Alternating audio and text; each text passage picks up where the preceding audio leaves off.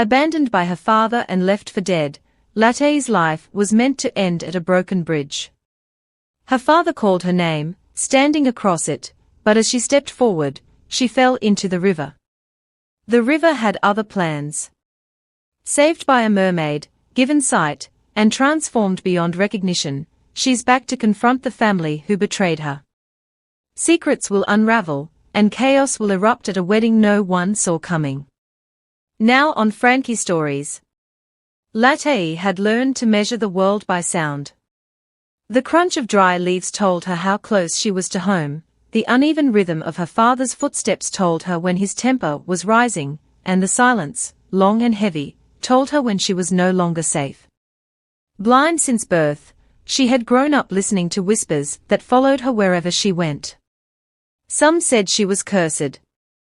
Others said her blindness was punishment passed down from angry ancestors. No one said these things louder than her own father. To him, Latty was a stain on his name. He blamed her for every failed harvest, every lost goat, every night he went to bed hungry. His affection belonged entirely to Toro, his second daughter, beautiful, sharp-eyed, and favored by fortune. Toro laughed freely in the compound while Latty sat quietly in corners, unwanted and unseen. Even so, Latty loved her family fiercely, clinging to hope that one day her father's heart would soften. That hope began to crack the day her father offered to guide her beyond the village path. His voice was gentle, unusually kind, as he told her he wanted to show her something special. Latty trusted him without question.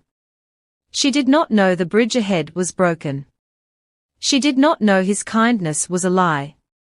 And she did not know that with every step forward, she was walking closer to death. The air changed as they walked. Latty felt it first, the breeze grew sharper, carrying the scent of damp wood and rushing water.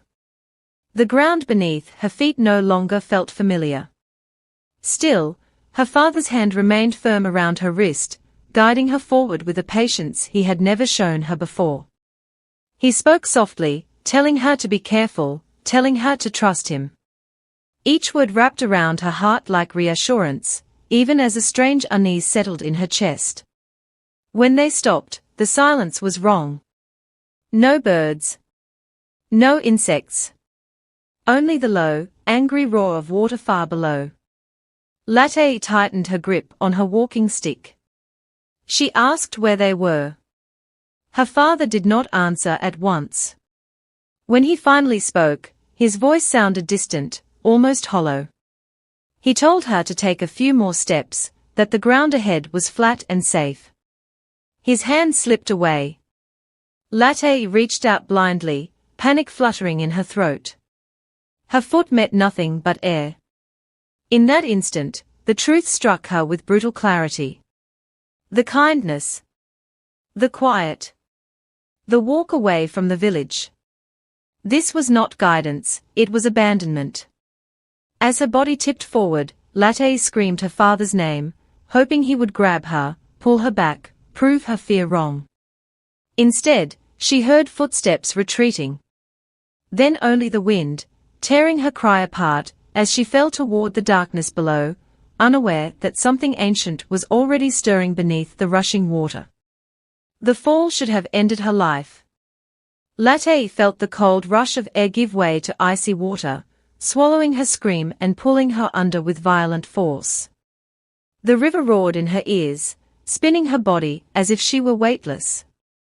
Panic surged through her chest, and instinct made her struggle, though she could not see where to swim, or which way was up. Her lungs burned, and her strength faded as the current dragged her deeper. Then, suddenly, the water changed. The pull softened, the noise dulled, and something firm wrapped around her waist. Latty froze, fear gripping her tighter than the river ever had.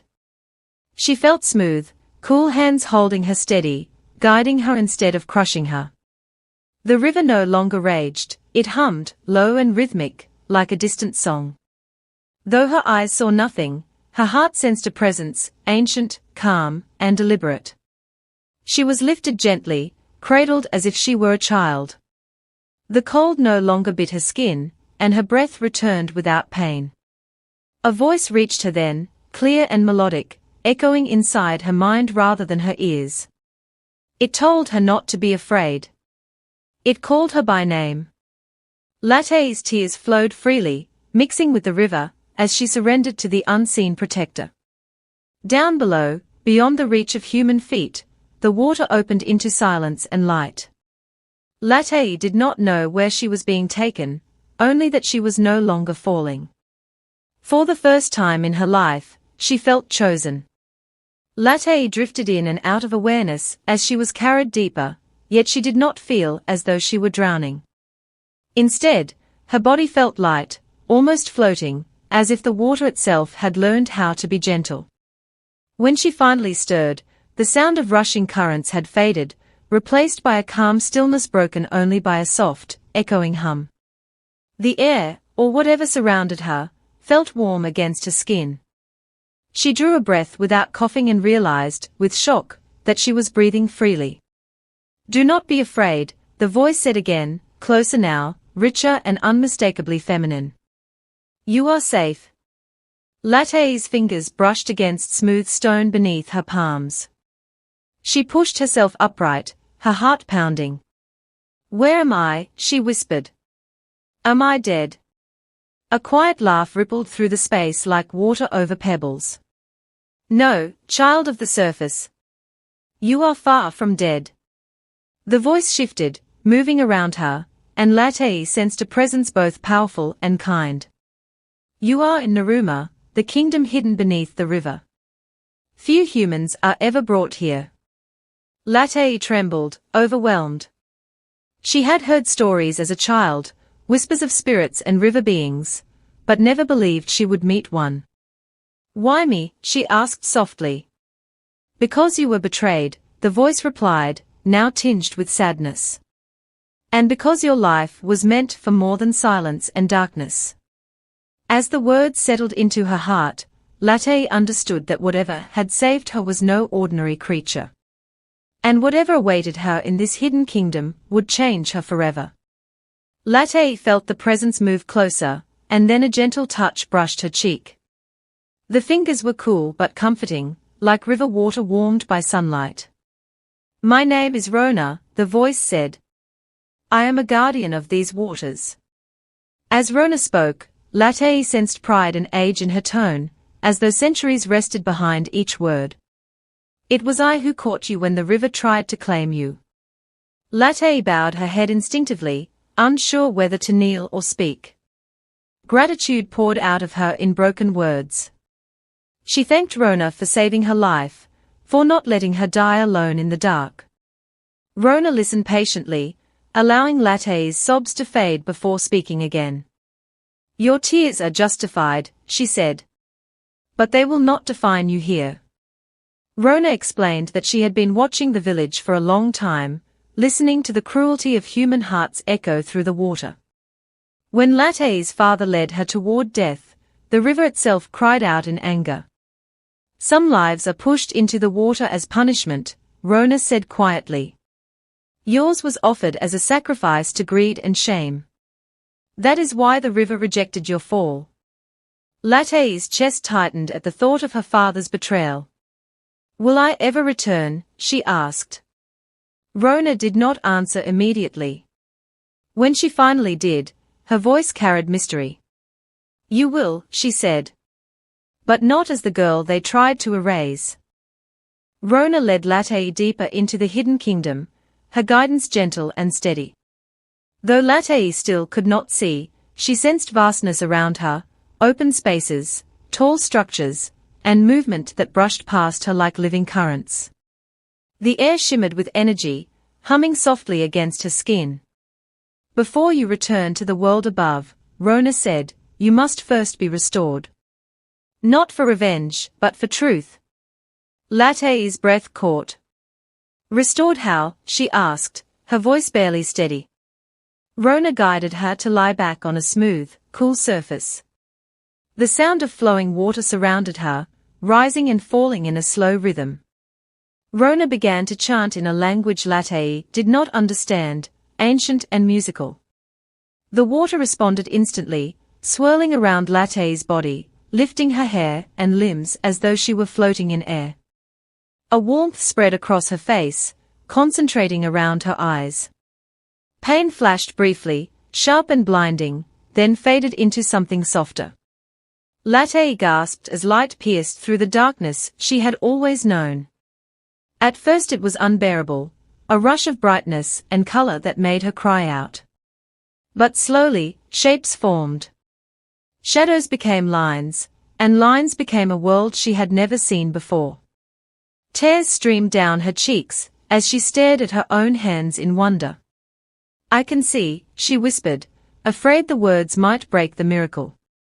Rona's reflection shimmered before her, half woman, half shimmering tail, eyes glowing like moonlit water. "This sight," Rona said, "is not just for seeing faces. It is for seeing truth." Latty could hardly recognize herself in the mirrored waters of Naruma. Rona had not only restored her sight, but reshaped her entirely. Her hair now cascaded in soft waves that caught the light, her skin glowed with a warm radiance, and her features carried a serene strength that was both unfamiliar and empowering. Latty lifted her hands to her face, trembling. She was still herself, but no one from the village would know her now. Rona watched silently, letting Latty take in the transformation. "This is necessary," she said finally. "When you return, the world must see not the girl they tried to bury, but the force they could never break. You will confront them as someone beyond fear, beyond their petty cruelty." Latty nodded, swallowing the lump in her throat. "And my father?" she asked, voice tight. "Will he know it is me?" Rona shook her head. "Not yet. That will be for you to decide. You have been given more than sight, you have been given choice. And choice, Latty, is the most dangerous power of all." A hush fell over the hidden kingdom as Latty stood, feeling strength in her limbs she had never known. For the first time, she understood the depth of her own worth, not as a blind girl, not as a neglected daughter, but as a woman capable of shaping her own destiny. The river hummed approval, sending ripples across the surface that reflected her transformed form. Latty's heart pounded with both fear and anticipation. The world above had no idea what was coming. She turned to Rona. "I'm ready," she said, voice steady, filled with resolve. "Take me back." Latty emerged from the river at the edge of her village just as dawn was breaking. The familiar sounds of roosters and distant chatter met her ears, yet everything felt strange, smaller, weaker, and unaware of the storm approaching. She paused for a moment, letting her senses adjust. The village looked the same, but she knew it had not been kind to her. Her father, Toro, and the others would see a stranger today, and that stranger carried the weight of truth. She moved quietly through the path that led to the market square. Villagers turned to glance at her as she passed, drawn to the confidence and poise she now radiated. Murmurs rippled through the crowd. Who was this mysterious young woman, gliding effortlessly with eyes full of fire? None recognized the girl who had once stumbled with a cane through their streets. Latty smiled faintly. They did not need to know yet. The moment of revelation would come soon enough. She reached the courtyard where her father often sat with Iba, the wealthy gold seller, and Toro. Laughter floated on the morning air, the sound harsh in Latty's ears. Toro's wedding to Iba was only hours away, yet the bridegroom seemed uneasy, glancing around as if sensing a presence he could not name. Latty's father, as greedy and cruel as ever, was boasting of the marriage, unaware that the daughter he despised was standing inches away from him, alive and reborn. Latty took a deep breath, letting the sun wash over her face. Every step she took toward the courtyard was deliberate, measured, and full of the promise that nothing in Ayamfe would ever remain the same. Latty's entrance did not go unnoticed. A few villagers whispered in hushed tones, craning their necks to get a glimpse of the unfamiliar girl who moved with such poise. Even Toro, standing beside Iba, stiffened, sensing something in the air she could not name. Latty's gaze swept over the crowd, and when it landed on her father, the reaction was immediate. His eyes widened, a flicker of fear crossing his greedy face. He tried to mask it with a forced smile, but the tremor in his hands betrayed him. Who is this?" her father stammered, stepping back. His voice was tight, almost desperate. Toro frowned, glancing at Latty, as though her presence disrupted the balance of the day. Latty's heart pounded, yet she spoke softly, letting her words carry across the courtyard. "I am someone you tried to erase. Do you remember me?" Her voice was calm, but each syllable was edged with the power of a life reclaimed. The villagers leaned closer, sensing a drama unfolding, the tension thick in the air. Iba, confused and uneasy, glanced at Toro, then at the stranger. "Toro, who is she?" he asked, his voice wavering. Toro opened her mouth to answer but found herself silent, the weight of unspoken truths pressing down. Latty's eyes, now sharp and clear, studied each face with the precision of someone who had once been blind yet never unobservant. Every lie, every act of betrayal, every favor she had been denied, it all burned silently in the space between them. And yet, Latty said nothing more, letting her presence speak. The whispers of the villagers grew louder, carrying a question that none dared voice aloud. Could this be the girl who had fallen into the river? The courtyard was alive with color and chatter as wedding preparations continued, yet a strange tension had settled over the guests. Toro, dressed in her bright robes, smiled nervously at Iba, but her eyes kept darting toward Latty. The young woman stood near the edge of the square, serene yet unyielding, her presence like a shadow that stretched across the festivities. No one dared approach her, yet everyone felt the weight of her gaze. Latty took a deliberate step forward. "Father," she said, her voice steady, carrying across the courtyard. The man flinched as though her words were a physical blow. "Do you remember trying to throw me into the river?" The crowd fell silent. Gasps echoed in hushed tones. Villagers had heard stories of her disappearance, but never expected the girl to return, alive, and more formidable than anyone imagined.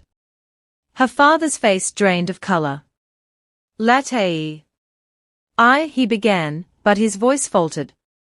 Iba's eyes widened in confusion, glancing between the two sisters. "This cannot be, she's changed." Toro stepped forward, her voice trembling. This isn't the time for." Latty's eyes, sharp and unwavering, met Toro's. "Time?" she asked, her tone almost amused. "Time is exactly why I am here. Today, you marry the man I was promised by greed and lies. But the truth cannot be hidden any longer." The murmurs of the crowd swelled into an uproar. The bride, the groom, the father, all frozen as Latty's words sliced through the carefully constructed ceremony. And for the first time, Iba's confident smile faltered. He took a cautious step back, unsure whether to speak or run. Latty's hand rested lightly on her chest, feeling the pulse of justice she had carried through the river, through Naruma, and back into the world above. The courtyard had descended into chaos. Guests whispered frantically, some stepping back in fear, others leaning forward to see the unfolding drama. Latty's father stammered, attempting to regain control, but his words fell flat, drowned out by the growing tension. I never meant," he began, only to be cut off by Latty's piercing gaze. "You meant to kill me," she said, her voice steady, unwavering. "You led me to a broken bridge, because you believed I was a curse. Yet here I stand, alive, stronger, and seen for who I truly am." The villagers recoiled at the accusation, murmuring among themselves, while Toro's face drained of color, the confident air she had worn all morning now replaced by panic. Iba, caught between the bride he was supposed to wed and the woman who now commanded every eye, took a hesitant step forward. "Latty, is it really you?" he asked, voice trembling.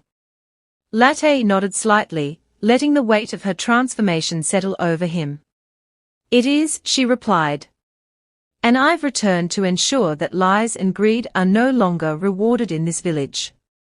Rona's gift, restored sight, a new form, an undeniable presence, had become more than a blessing, it was a weapon of truth.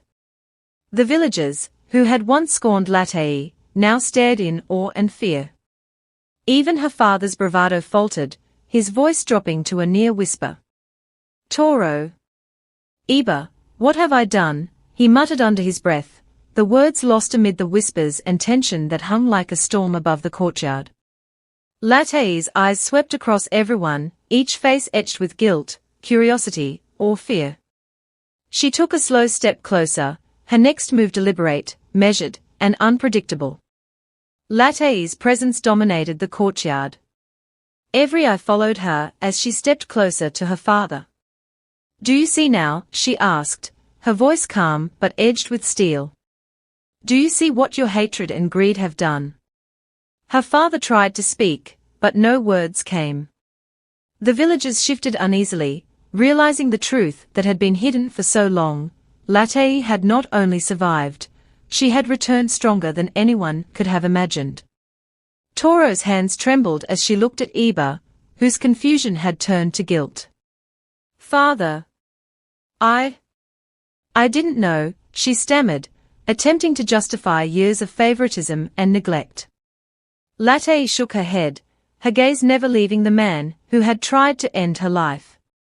"Ignorance is no excuse for betrayal," she said. "And cruelty cannot hide behind love or wealth." Iba, torn between the two sisters, took a hesitant step forward.